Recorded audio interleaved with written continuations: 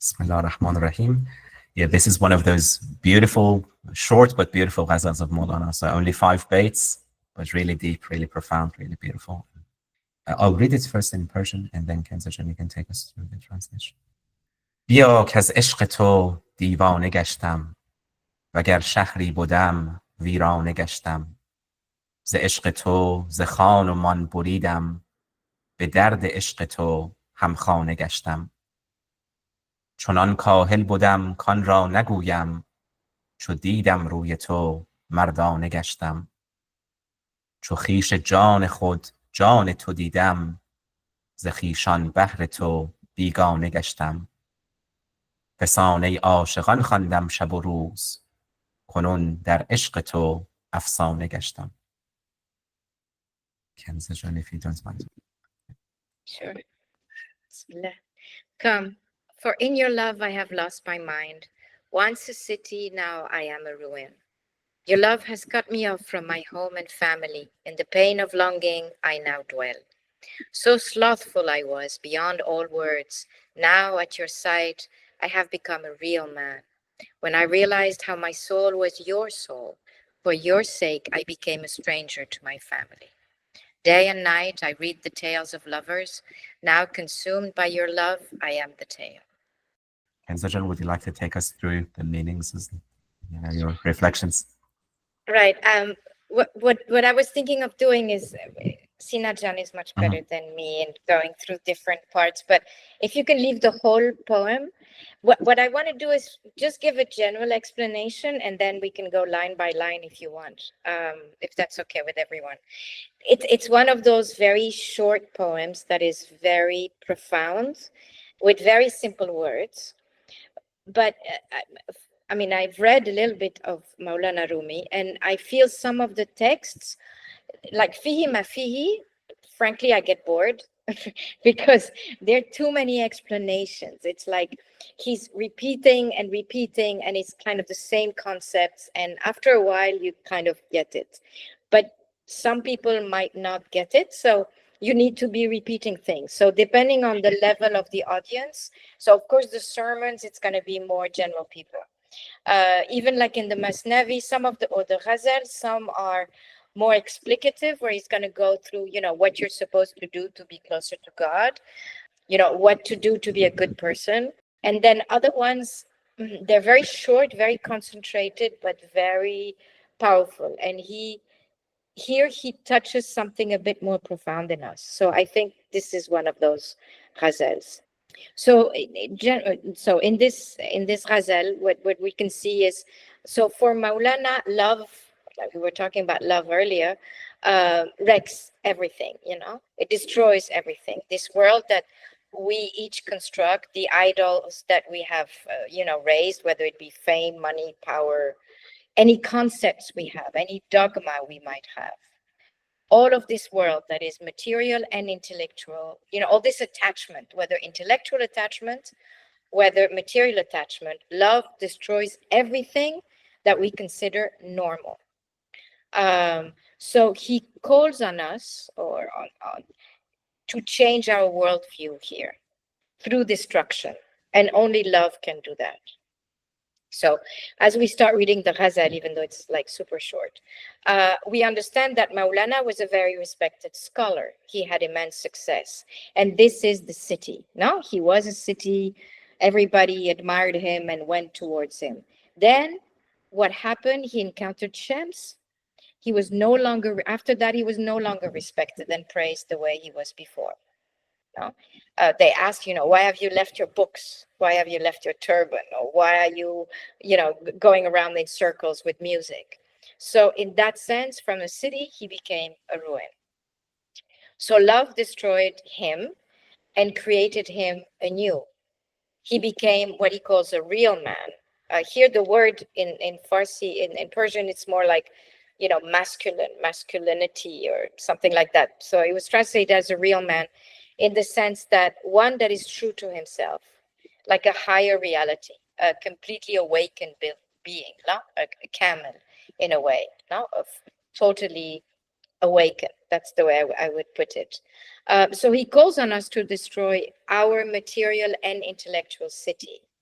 So he calls on us to destroy what we are and what we think we are. And whatever one thinks is right and correct is not so. And it must be destroyed. And only love can do that. So here it's very profound. Like we have to let go of putting us in a box with the label of religion and nationality and ethnicity and race. And I'm a man, I'm a woman, I'm an architect, I'm an engineer. No, you have to destroy everything to be built anew. So, and whatever we think might have been right can actually not be right. So in the fourth debate, so only love can do that. So in the fourth, he says, my soul is your soul. So as we saw in Fi Ma Fi, I think last week, the same light is within everyone. So once we realize that, we can know and love each other. So this is why you let go of the family. So when he mentions this thing about being a stranger to his relatives, this is because the city is in ruin. So the normal self, with its goals and its understandings, are all shattered. Hence, those that are exoterically closest to one, meaning family, appear like strangers. But Shams became esoterically, meaning inside, closer to him than his own wife and sons. So this is what he means by a stranger to his family. So of course, there's pain as usual on the road. And he mentions that often. And here you can see it now, this in Beit 2, the pain of longing. So the journey of love, he's telling you, is not an easy one. And there is a lot of solitude because people will not understand you.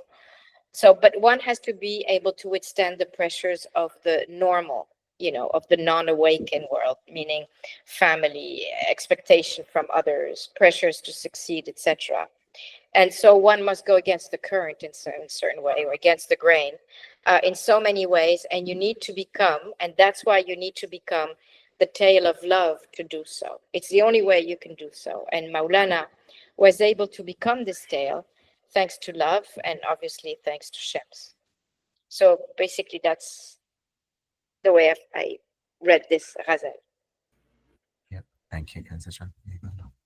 So yeah, that was a really complete explanation. So I didn't think I have anything to add, but I will just take you through the baits in case anyone has comments. So, what this Ghazal as a whole reminds me of, this saying by Abu Bakr Shibli, if I'm not mistaken. He says, wudu, al-wudu infasal. So wudu is detachment, and as-salatu ittisal, and prayer is connection. And whoever does not detach cannot be attached. Whoever does not disconnect himself from anything other than Allah cannot be truly connected to Allah. So yes, Maulana here is saying, I was a city. Now imagine if you're a city, how much attached you might be to those sciences that you've learned, all those books, all those reputation, whatever it is. But let go, become a ruin, lose your mind. Divaneh, again, majnoon, becoming a majnoon, becoming absorbed, letting go. So the whole Ghazal is talking about letting go of your ties, again, for your home, your family. And then you don't lose anything. You become khane. You dwell in the same house as ishq, as love, as the love of Allah. So don't be afraid of leaving things behind. And then that love transforms you. You might, before you were lazy, but love gives you energy. Love gives you the passion. You become a real man. You have that courage to face all the negativities. And then again, when you're familiar with Allah and you realize that the essence is one, my soul is your soul, then you become a stranger to everyone else. Again, there's a saying in Arabic, right? Man ista'nasa billah istawhasha mimma sawah. Anyone who's intimate with Allah becomes a stranger to everyone else. In a sense, those who do not have that passion in them, at least. So you become a stranger even to those who are closest to you. And then, oh yes, Kinzaj. Yeah, if I may, on this, in the Gospels, Jesus says the same thing. No, he asks everyone to let go. I think it's Saint Matthew's.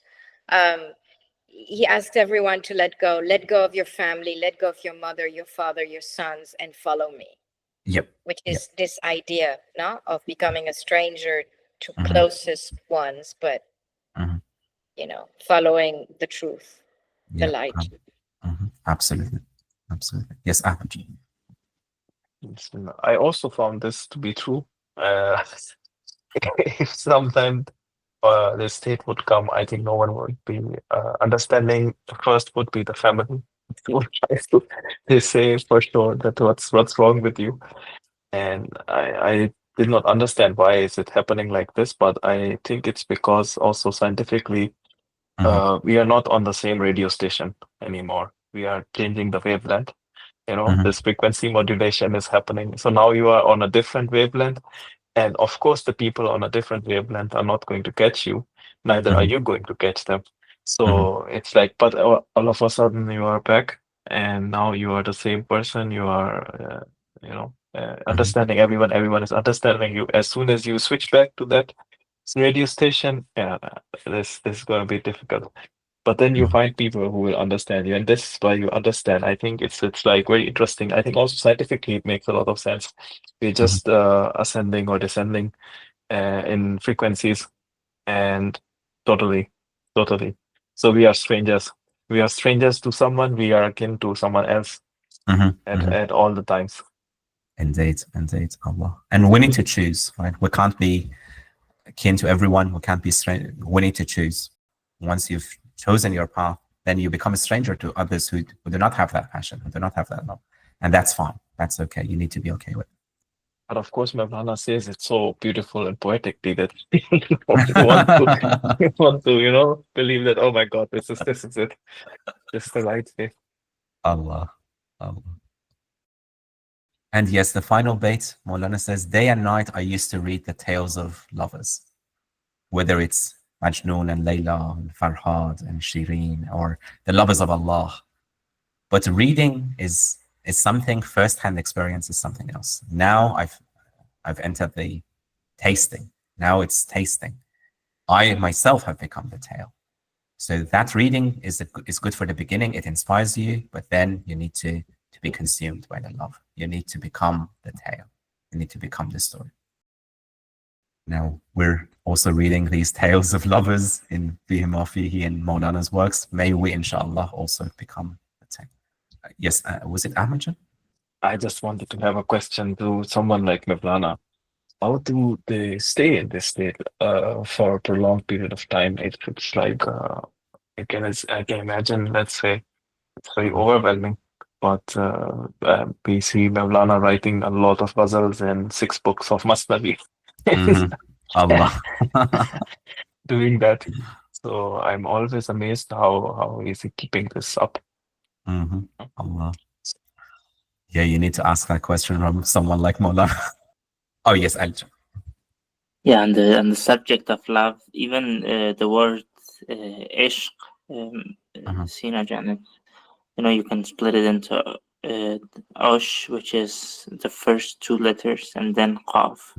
And osh, of course, is it's a reference to Ashiana, as we have in Farsi, right? As a nest of a bird, you could say, or a house of a bird. And then qaf is, of course, qalb, right? So it's the natural resting place of the love is the heart, right? So yes. There's that as well. It also reminds me of a story that I read from the famous, I believe he's German writer, Franz Kafka. He of course he's known for these quite dark and psychological short stories, but the story goes that he was once walking in the park and it was late afternoon, and he saw a little girl that was really distressed, and the girl was distressed, and Franz asked the girl, what's the problem? Why are you so worried, and so on. And the girl said, I just lost my doll and I can't find it. So he said, okay, let's go around and see if we can find this doll of yours. So they looked around and the afternoon turned to evening and they couldn't find it. So Franz said, come back next day and we will try to find it. So they came back next day and they tried to look again, but they were not able to find it. And days went by and they couldn't find it.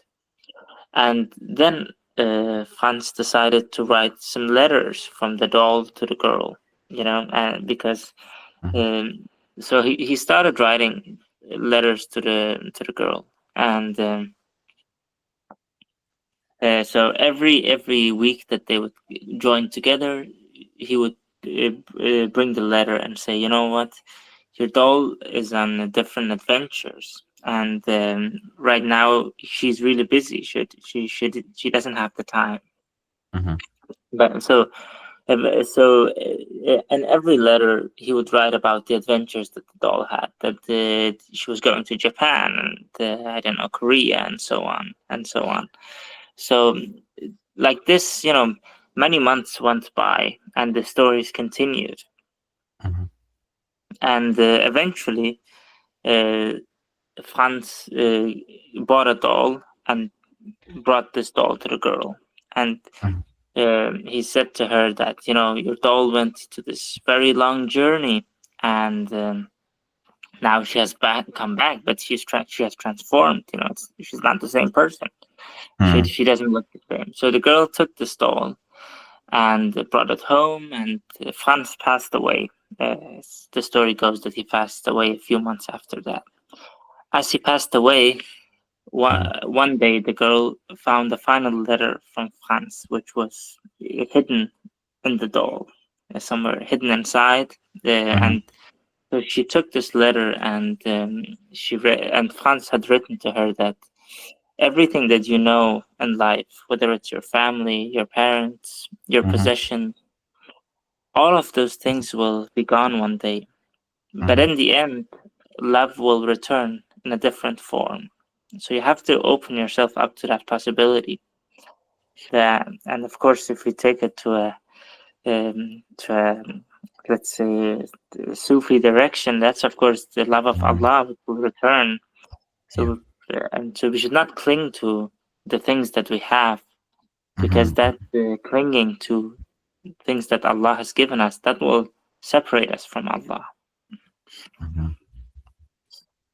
Sorry for talking too much. No. That was a beautiful story. Thank you, Aljan. Thank you. Franz Kafka must have read Attar. Yeah, Brother Abdullah. That's a very beautiful story, Ali Jan. Thank you for sharing it. Could we go back to the last couplet? I unfortunately had an internet connection issue on my way home, so I didn't see most of the poem. Alhamdulillah, where it says, I've become a stranger to my family.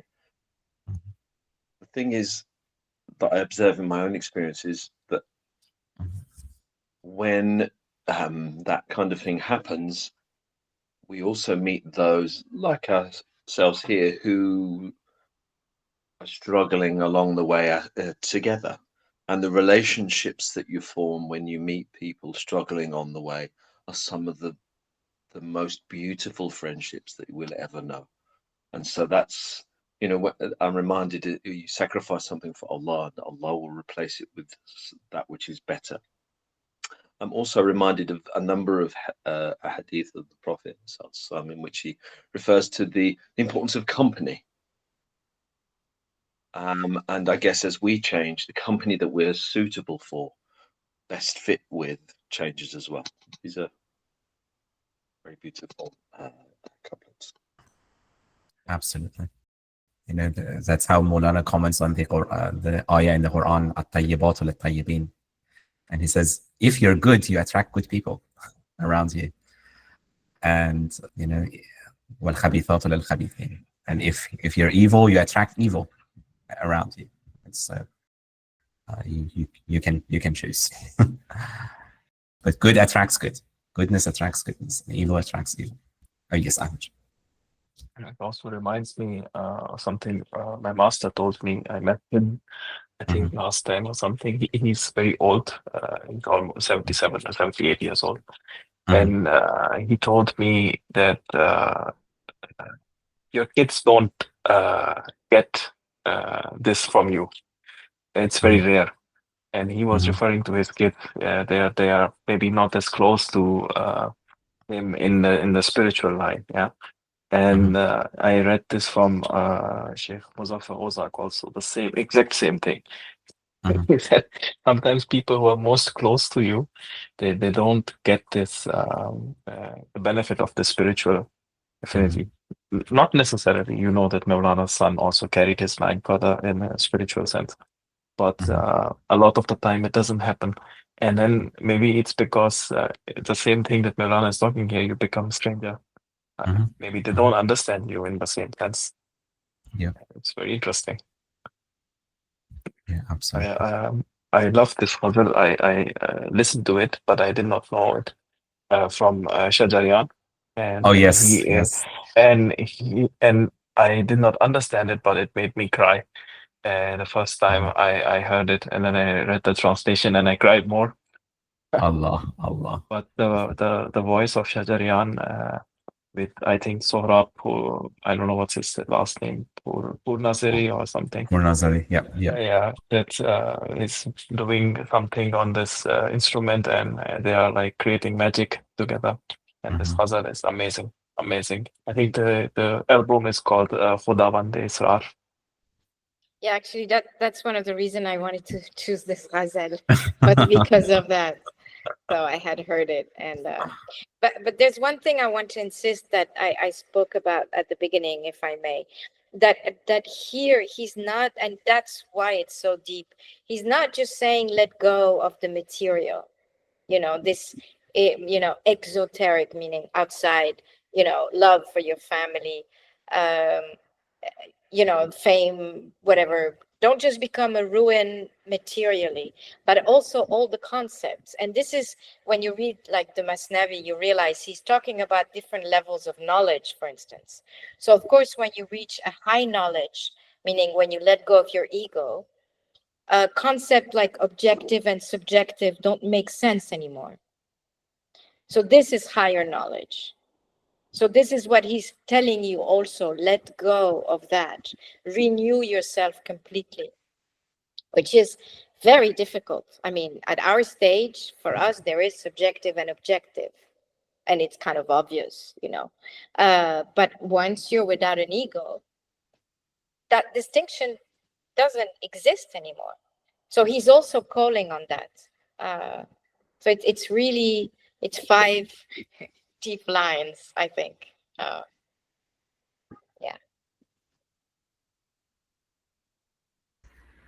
Yeah, indeed. Yep, Ahmadji. Kenzo-jan just talked like my mentor, and she is also she said exactly the same things to me also. And she said in the end, she said the first people will be your family that will not understand you. That's also interesting. But then she said that in the end you have to let go of everything, even the concept of religion. In a sense that you have to let go, because oneness is beyond everything, pure oneness, if you want to tread the path of the Arif. And this is very, very, very difficult, because the most resistant to this are actually the people of Islam, who are the custodians and inheritors of this path of Marifah. Are very resistant to it, and this is the hardest thing. It's exactly as Kenza-jan said that it's hard to let go who you are, your sense of identity and everything, but you have to, because this thing that is you has to go for him to be there. Amazing. Indeed. Yes, Padaber.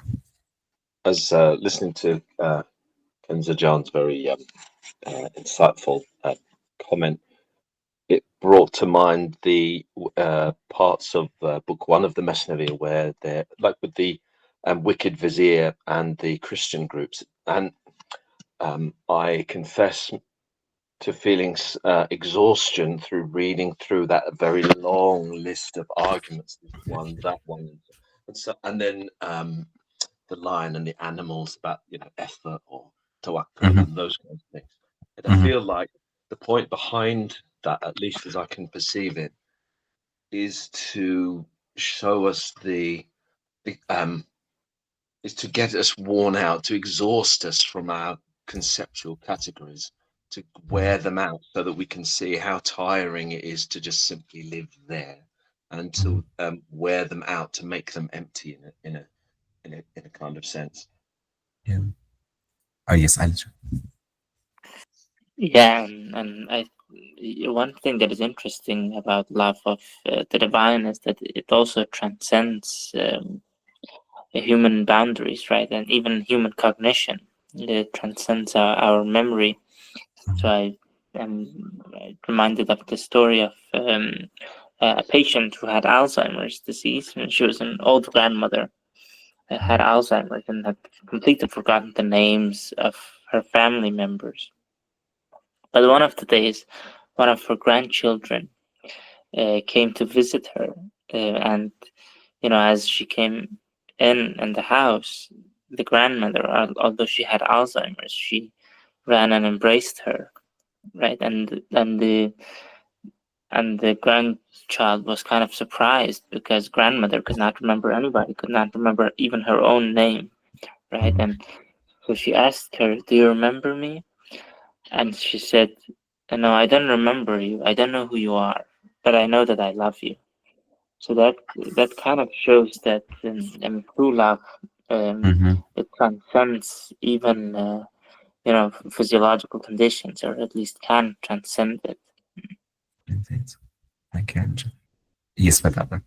In the past, I've often felt of oneness or letting go or surrender as something that's achievable by me, as something I am responsible for. And for sure, there's work that needs to be done. But it's been really helpful to begin to understand that I don't actually do anything. I'm not responsible. I'm not powerful enough.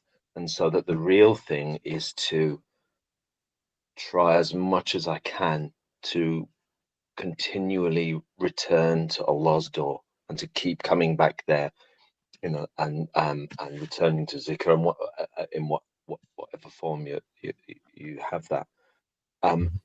It's not. I think that idea persists as long as we understand that oneness, whatever it really is in its fullness, is merely an intellectual experience. I think it's not that. Yeah, absolutely. Yes, Ahmad. What Brother Abdurrahman said, it reminds me of a poem I wrote, if I can ever find it. And God, I wrote once a ghazal about exactly this thing, and it was this: that no matter how much I try to run away, I kept coming back.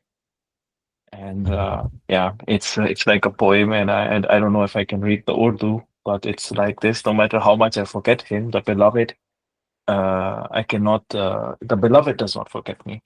So no matter how much I forget him, the beloved does not forget me, and he makes me into a rose garden, even though I'm a desert. So and I wrote like this: that there's a pain of separation in the heart, and there's a struggle that's going in the heart, and I am in a state of depression. I forget, and I am also pasheman. I don't know what's pasheman in English. Do you know? Pasheman. Regretful. Pashemani. Yeah, so regretful. I stay awake in the night, and even in my solitude, I am bewildered. And but I don't get any idrak or vishtan, something, I don't know, or I don't get anything solid out of it. I am close with my tongue, but I have a storm of thoughts in my head, and I only write what comes to me. But it's about madness. I find it that in my experience also, I realized this, that if you are to be drawn towards the divine. You cannot run away. Mhm. I have tried. I have tried so hard, but it doesn't work.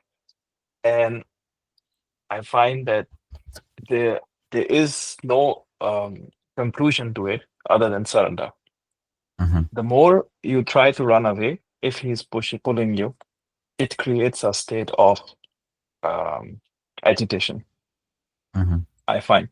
I find the true meaning of surrender is to let go and be who you are meant to be. Just Mhm. be. And in this being, the process of being yourself, I think is the true knowing of the divine. Just being yourself. And I think everyone can do that. We are all chasing something or some version of us that we are thinking about, but we are not accepting what we are and what we are meant to be sometimes. And I find it amazing. And the true meaning of surrender, why Islam is like surrender, you know.